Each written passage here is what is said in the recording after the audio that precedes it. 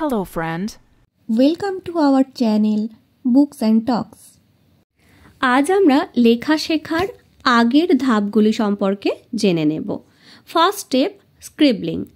একটি 12 থেকে 18 বছর বয়স পর্যন্ত বাচ্চাদের আমরা স্ক্রিবলিংয়ের জন্য দিতে পারি।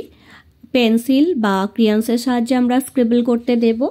এর ফলে কগনিটিভ স্কিল ডেভেলপ হয়, ফাইন মোটর স্কিল ডেভেলপ হয়, ইমাজিনেশন পাওয়ারটা বাড়ে। এছাড়াও বাচ্চার হ্যান্ড আই কোঅর্ডিনেশনটা increase. Second step control scribble.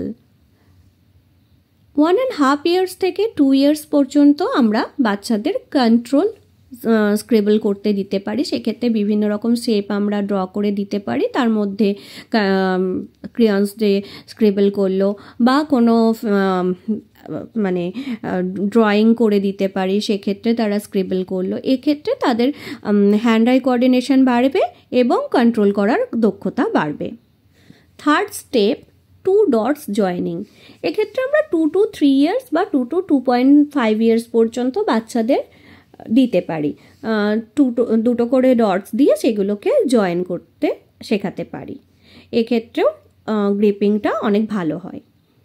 Fourth steps random dots. এক্ষেত্রে আমরা র্যান্ডমলি ডটস দিয়ে দেব, বিভিন্ন শেপ, বিভিন্ন টাইপের ফিগার, নাম্বার, এগুলোতে আমরা ডটস দিয়ে দেব, সেটা তারা জয়েন করবে।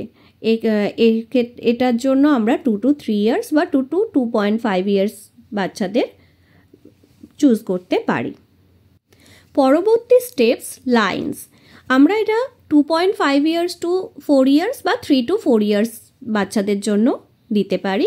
সেক্ষেত্রে আমরা প্রথমে স্ট্যান্ডিং লাইন্স, দেন স্লিপিং লাইন্স, তারপরে slanting, right slant and left slant, এইগুলো আমরা একে একে শেখাবো। একই এজের ক্ষেত্রে পরবর্তী স্টেপসটাও আমরা নেব কার্ভস। বিভিন্ন ধরনের কার্ভস আমরা এই সময় তাদের শেখাবো। পরবর্তী স্টেপস প্যাটার্নস। প্যাটার্নসের জন্য আমরা 4 to 5 ইয়ার্স বা 3.5 ইয়ার্স টু 4.5 ইয়ার্স বাচ্চাদের নিতে পারি। এক্ষেত্রে আমরা বিভিন্ন প্যাটার্নস ডট দিয়ে তাদের শেখাবো।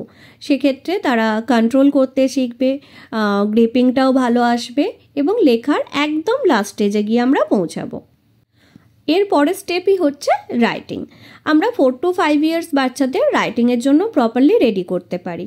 তবে আমি সাজেস্ট করব কখনোই বাচ্চাকে একদম আমরা যেটা নর্মালি সিরিয়াল ওয়াইজ লেখা শিখি সেটা না শিখিয়ে আমরা যেভাবে শিখেছি লাইন, স্ল্যান্ট, কার্ভস, এইভাবে শেখালে তাদের ক্ষেত্রে লেখার হ্যান্ডরাইটিং সুন্দর হওয়া বা গ্রিপিংটা প্রপারলি হওয়ার ক্ষেত্রে অনেক হেল্প করে।